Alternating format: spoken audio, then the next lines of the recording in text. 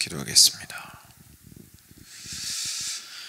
사랑하는 주님, 우리가 사는 것은 주님께서 우리에게 생명을 주셨기 때문이며, 우리가 사는 것은 주님께서 우리를 사랑하셨기 때문이며, 또한 우리를 살려주셨기 때문임을 기억합니다. 하나님 아버지께서 허락하여 주신 이 생명이며, 또한 주님께서 예수님 안에서 완전히 새롭게 변화시켜 주신 생명이기에 저희가 이전과 같은 길로 살지 아니하고 오직 하나님의 영광을 위한 길을 살아갈 수 있도록 은혜 주시기를 간절히 간구드립니다. 하나님 아버지의 아침 말씀을 통하여서도 저희의 영혼을 잠잠케 하여 주시고 주님만을 바라게 하여 주시옵소서. 이 아침에 우리의 영혼이 여러 가지 시끄러운 우리의 세상의 소리들과 내 마음의 소리들과 우리의 연약하고 추악한 죄악들과 또한 우리 앞에 산재한 해결하여야 하고 이겨내야 하는 여러 가지 문제들과 그 모든 것들보다 주님을 향한 사랑이 더욱더 클 수 있도록 이 아침 말씀을 사용하여 주시옵소서. 이 시간 우리의 마음이 다른 어떤 것에 의존하여 주님을 바라보는 것이 아니라 주님만을 바라보게 될 수 있도록 은혜 주시며, 그리하여 기도가 끝나고 삶으로 돌아갔을 때에는 주님을 통하여 세상을 바라보게 되므로, 그리고 나의 내면과 나의 환경을 보게 되므로 내가 두려워하지 아니하며 요동하지 않도록 하여 주시기를 간절히 간구드립니다. 감사하며 사랑하는 예수 그리스도의 이름으로 기도드렸습니다. 아멘.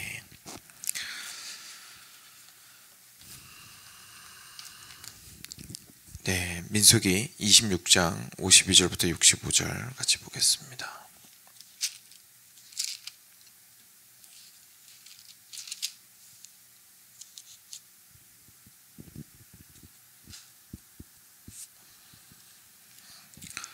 네, 52절 제가 먼저 읽겠습니다. 함께 교독하겠습니다. 여호와께서 모세에게 말씀하여 이르시되 땅을 나눠 주어 기업을 삼게 하라. 수가 많은 자에게는 기업을 많이 줄 것이요 수가 적은 자에게는 기업을 적게 줄 것이니 그들이 계수된 수대로 각기 기업을 주되, 오직 그 땅을 제비 뽑아 나누어 그들의 조상 지파의 이름을 따라 얻게 할지니라. 그 다소를 막론하고 그들의 기업을 제비 뽑아 나눌지니라. 레위인으로 계수된 자들의 종족들은 이러하니 게르손에게서 난 게르손 종족과 고핫에게서 난 고핫 종족과 므라리에게서 난 므라리 종족이며, 레위 종족들은 이러하니 림니 종족과 헤브론 종족과 말리 종족과 무시 종족과 고라 종족이라. 고핫은 아므람을 낳았으며 아므람의 처의 이름은 요게벳이니 레위의 딸이요 애굽에서 레위에게서 난 자라. 그가 아므람에게서 아론과 모세와 그의 누이 미리암을 낳았고, 아론에게서는 나답과 아비후와 엘르아살과 이다말이 났더니 나답과 아비후는 다른 불을 여호와 앞에 들이다가 죽었더라. 1개월 이상으로 계수된 레위인의 모든 남자는 23,000명이었더라. 그들은 이스라엘 자손 중 계수에 들지 아니하였으니 이는 이스라엘 자손 중에서 그들에게 준 기업이 없음이었더라. 이는 모세와 제사장 엘르아살이 계수한 자라.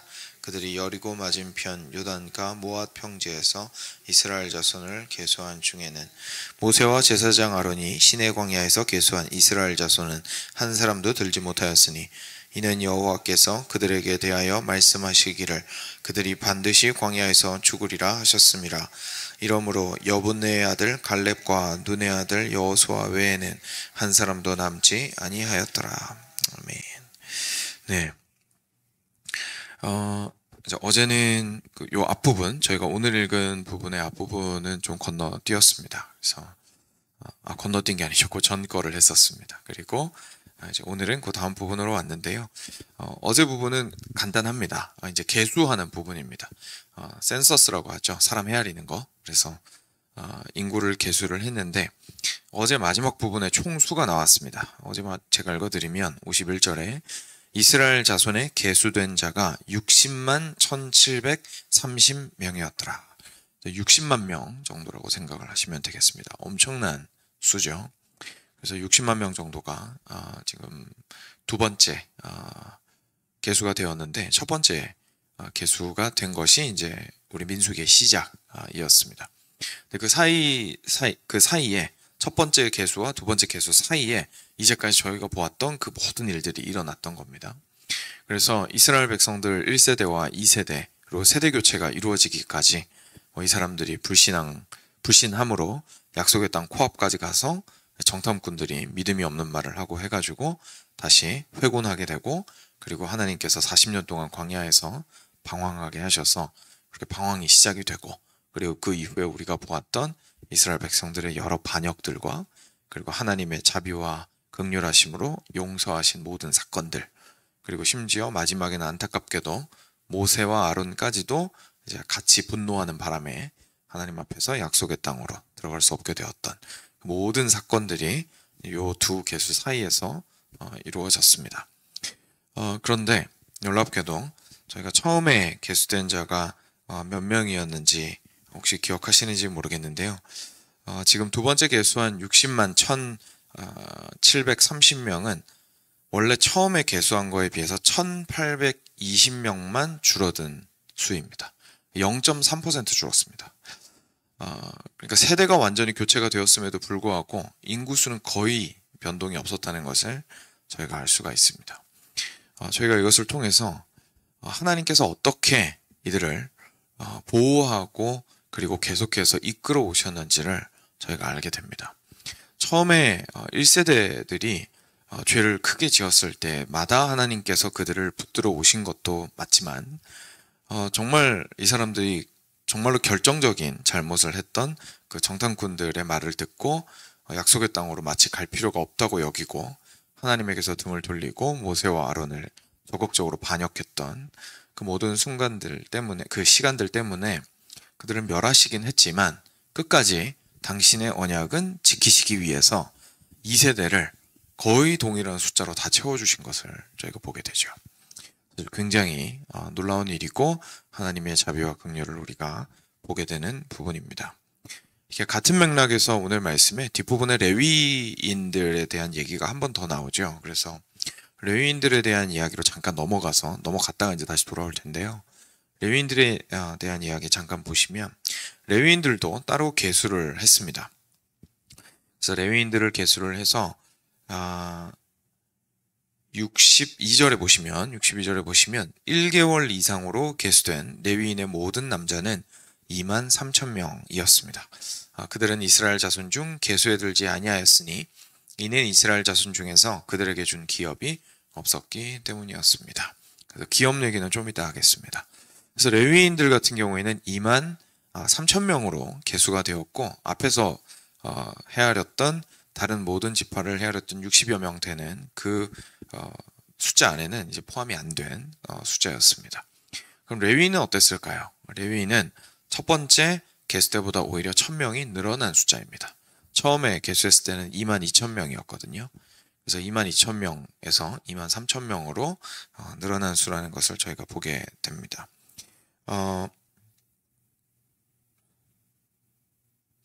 하나님께서 이스라엘 백성 전체를 수를 계속해서 유지해 오셨던 것처럼 레위인들 역시 하나님께서 그 수를 유지해 오신 것을 저희가 보게 됩니다. 이게 굉장히 중요하죠.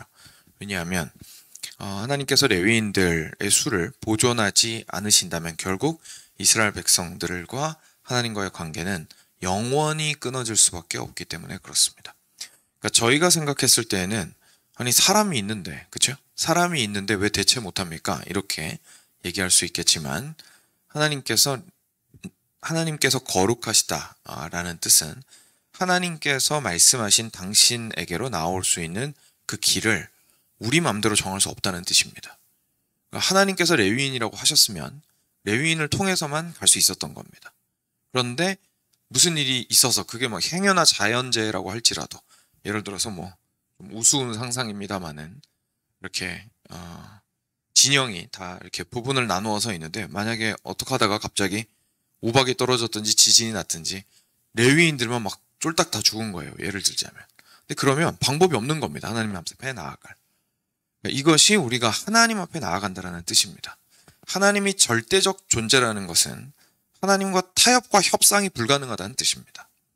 그렇기 때문에 타협과 협상이 불가능하기 때문에 말씀하신 것을 있는 그대로 지키도록 애를 써야 하는데, 거기에는 레위인의 보존과 같이 하나님께 나아가는 그 통로를 끝까지 붙들고 있는 것도 포함이 되는 겁니다. 그래서 우리 생각에야 아니 뭐 하나님께서 사랑의 하나님이신데 레위인 행여나 다 죽으면 다른 지파 찾으면 되지 라고 할 수 있겠지만 사실 그런 문제가 아닌 것이죠. 근데 참 감사한 것은 레위인들 본인들이 막 일어나가지고 모세와 아론한테 대적하고 그랬습니다. 그렇죠? 같은 가족인 거예요. 쉽게 말해서. 같은 가족인데도 방금 여기 앞에 짧은 족보가 나오지 않았습니까? 그러니까 같은 가족인 건데 근데도 자기들도 만만치 않게 중요한 사람들인데 모세와 아론만 하나님 앞에 나아가서 명령을 받고 말씀을 받고 이러니까 빈정이 상한 거죠. 그래서 거기에 대해서 반역을 했던 것을 저희가 알고 있습니다. 그리고 그 끝에 하나님이 그냥 무르게 반응하지 않으시고 굉장히 엄하게 그들을 다스리셔서 실제로 목숨을 앗아가셨습니다.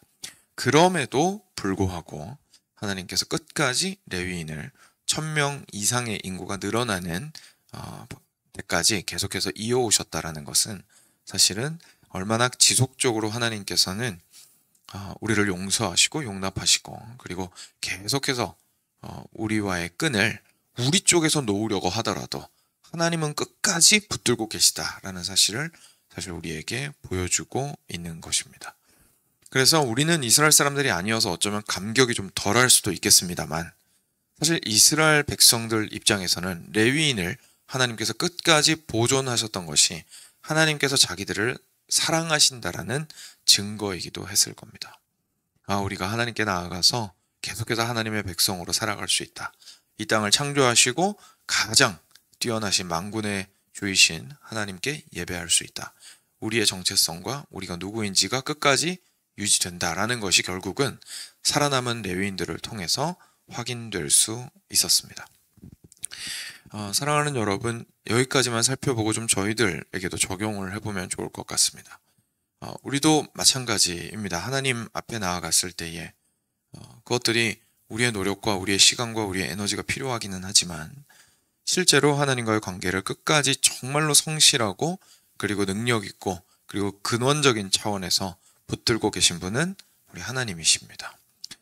그렇다면 우리가 해야 할 일은 하나님께서 붙들고 계시다라는 사실을 믿고 함부로 등 돌리지 않고 끝까지 우리 그리스도를 붙드는 것입니다. 이때 이스라엘 백성들이 레위인이 꼭 필요했던 것처럼 우리에게도 유일한 대제사장 되시는 예수 그리스도가 꼭 필요하기 때문에 그렇습니다. 이것이 같은 이야기를 반복하는 것처럼 느껴질 수 있는데 같은 이야기 반복하는 거 맞죠? 근데 왜 반복을 해야 되냐면 우리가 정말 매일 등을 돌리기 때문에 그렇습니다.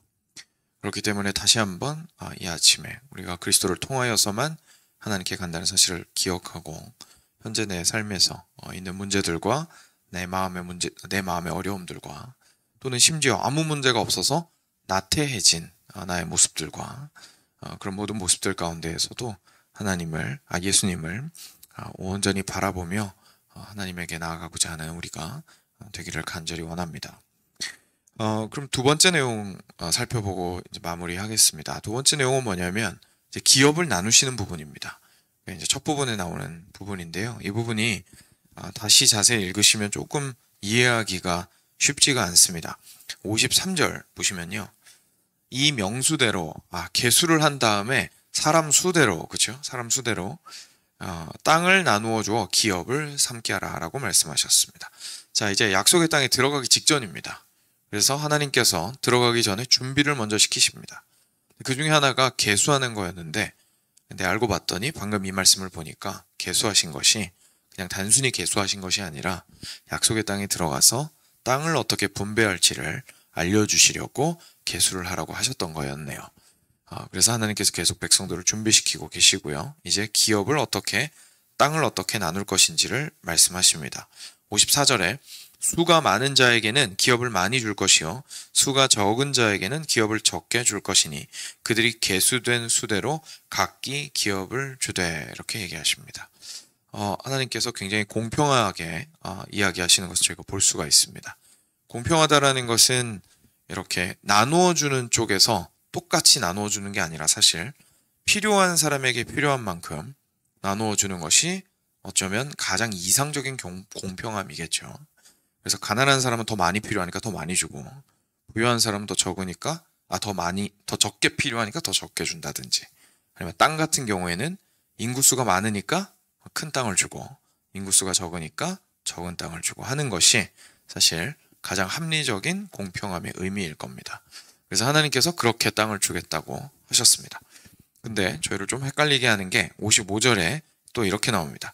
오직 그 땅을 제비 뽑아 나누어 그들의 조상 지파의 이름을 따라 얻게 할지니라. 그러니까 처음에는 갑자기 그 수에 따라서 주겠다고 하셨다가 그 다음 말씀에는 뭐라고 하시냐면 이 제비 뽑기를 하라고 하시거든요. 이 두 개는 좀 모순되죠. 왜냐하면 제비를 뽑으면 핵심이 어디에 있냐면 랜덤이라는 데 있지 않습니까? 그 랜덤으로 뽑았는데 우리가 큰 집한테 작은 땅 가게 될 수도 있잖아요.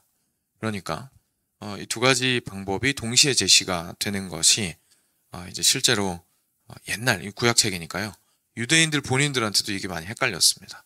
그래서 굉장히 오랫동안 디베이트도 있었고 했는데 가장 합당하게 저희가 이해할 수 있는 방법은 하나님께서 이 당시에 지역을 제비로 뽑게 하셨다는 겁니다. 어느 지역으로 이 지파가 갈지. 그런데 그 대략적인 지역을 제비로 뽑은 이후에 그 다음에 실제로 땅에 선을 그을 때에는 인구수에 비례해서 큰 민족은 크게, 그리고 작은 민족이라고 하면 안 되죠. 지파. 큰 지파는 크게, 그리고 작은 지파는 작게 이렇게 선을 구체적으로 긋게 하셨다라는 좀 이해가 저희들에게 가장 합당한 이해인 것 같습니다. 그렇지 않으면 대부분 이 두 가지 명령을 동시에 이해하기가 쉽지가 않은 해설들이더라고요. 그래서 저희가 그렇게 이해를 하면 좋을 것 같습니다. 그래서 그 당시 이스라엘 백성들이 제일 처음에 나뉘었던 것은 또 계속 묵상하면서 보겠지만 요단강 동편과 요단강 서편으로 사람들이 나뉘었죠. 그래서 요단강 동편에 2개 반 지파가 남게 되고, 그리고 요단강 건넌 다음에 9개 반 지파가 거기에서 땅을 나누게 됩니다. 그래서 이거 땅 나눌 때에도 저희가 계속 앞에서 보겠지만 제비를 뽑았던 것을 저희가 확인할 수 있습니다. 그래서 제비를 뽑았고, 그 다음에 실제로 이방 백성들을 몰아내면서 자기 땅을 삼는 그 과정 속에서 실제 경계선이 윤곽이 조금 더 분명해지기 시작했었죠. 그래서 그렇게 하나님께서 기업을 허락하신 것을 저희가 보게 됩니다. 이 기업을 허락하신 방법에는요, 이 또한 이유가 있습니다.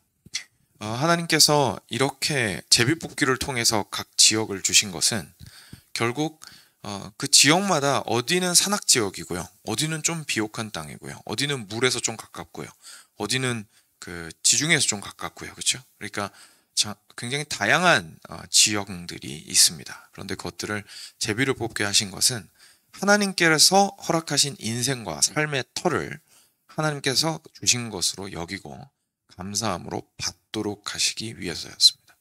그래서 그것들에 대해서는 하나님께서 제비 뽑게 하신 겁니다. 그런데 실제로 그 안에서 구체적인 필요들이 있습니다. 그렇죠? 인구수가 많다는 것은 먹을 입이 많다는 거고, 그렇다면 더 많은 자원이 필요하다는 얘기입니다. 그것에 대해서는 하나님께서 또 배려하셔서 그 안에서 더 많은 이들이 그래도 충분히 그 안에 있는 자원들을 활용해서 먹고 살 수 있도록 땅을 배정해 주셨다는 것을 저희가 알게 됩니다. 이건 역시 우리 그리스도인의 삶에 굉장히 중요한 원리와 원칙을 설명해 줍니다. 사랑하는 여러분, 우리의 삶은요, 우리가 악착같이 애써서 얻어낸 꿈이든, 아니면 내 꿈이 실패해서 미끄러져서 온 곳이든, 아니면 내가 별 생각 없이 흘러간 곳이든 하나님께서 허락하신 인생을 우리는 살고 있습니다. 그리고 하나님께서 허락하신 인생에 대해서는 우리는 감사함으로 받아들일 필요가 있습니다. 우리가 실제로 제비를 뽑은 것은 아니지만 하나님의 주권과 섭리는 우리가 모르던 사이에, 그리고 우리가 의지를 발휘하던 사이에, 또는 의지를 전혀 발휘하지 않고 있던 중에도 계속해서 우리를 주관하고 계셨기 때문에 그렇습니다. 그래서 이것이 우리 그리스도인의 삶을 대하는 첫 번째 태도입니다. 그런데 그 전제 위에 우리는 하나님께 우리의 필요를 구할 수 있습니다. 하나님, 저에게 주신 이 삶에 나에게 필요한 것들이 있습니다. 그래서 하나님께서 허락하여 주시기를 원합니다. 하나님께서 내 삶을 허락하셨다라는 것을 인정하는 것이 절대로 패배주의로 흘러가지 않습니다. 절대로 그냥 내 인생 원래 이런 거지라고 하면서 자포자기하거나, 그냥 자기의 인생을 더 이상은 돌이킬 수 없는 것으로, 그리고 더 이상 성장할 필요가 없는 것으로 여기게 만들지 않습니다. 오히려 하나님께서 주신 인생이라는 것을 인정할 때 선하신 하나님께서 지금 나의 삶을 어떻게 인도하실지를 소망할 수 있습니다. 그리고 그 소망을 가지고 앞으로 나아갈 수 있는 겁니다. 그래서 이 땅에 실제로 이스라엘 백성들이 약속의 땅에 들어간 다음에 기업을 지금 현재 받은 것이요, 평온한 땅으로 들어간 게 아니었습니다. 지금은 하나님께서 허락하신 땅의 경계를 설명해 주시는 시간이고, 실제 그 땅에 들어가서는 스스로가 그 땅을 일구어내야 했습니다. 그리고 계속해서 확장하고 성장하고 일해 나가야 했던 것을 저희가 확인할 수 있습니다. 그래서 이방 백성들을 몰아내고, 그리고 하나님을 섬기는 일들을 그 땅 가운데에서 할 수 있도록 해야 하는 그 문화를 세우는 것이 이스라엘 백성들의 가장 중요한 목적이었다는 것을 저희가 알고 있습니다. 앞으로 계속 볼 텐데요. 그래서 그것이 우리 그리스도인들에게도 동일한 삶의 원리라는 사실을 우리가 기억을 해볼 때에 나에게 허락하신 이 삶에서 출발하여서 하나님을 의뢰하고 의지함으로 주님께서 이 삶에서 원하시는 모습으로 내가 어떻게 성장하고 어떻게 확장해 나가고 어떻게 조금이나마 더 선하게 살아갈 것인가를 고민하게 되는 우리 주 안에서의 성도가 되기를 주님의 이름으로 간절히 축원드립니다. 같이 함께 기도하겠습니다. 들으신 말씀 기억하시면서 마음에 주시는 말씀대로 하나님께 기도로서 나아가도록 하겠습니다. 같이 기도하겠습니다.